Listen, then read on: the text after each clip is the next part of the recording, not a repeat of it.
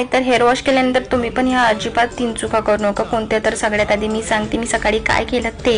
तर मी मार्केटमधून आणले होते काही सीड घरी लावायला, कारण माझ्या घरी खूप खाली जागा होती आणि आज पाण्याचं पण वातावरण होतं. तर ते सीड घेतली मी लावायला. छान टमाटरचं, वांगे आणि मिरचीचं वगैरे रोप टाकून दिलं मी. आणि मी एक पॉकेट घेतलं लावायसाठी, पण ते पूर्ण फाटून माझ्या हाताने खाली बिया पडल्या.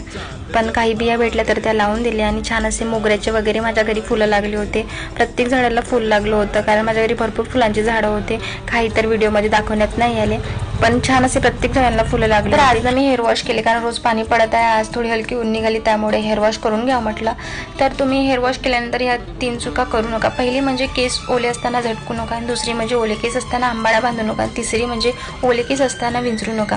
कारण ओले केस विंचरले तर त्यामुळे तुमचा हेअरफॉल खूप जास्त होऊ शकतो, फ्रिझी पण होते त्यामुळे, आणि व्हॉल्यूम पण केसांना राहत नाही. या ट्रिक तुम्ही नक्की करून पहा एकदा.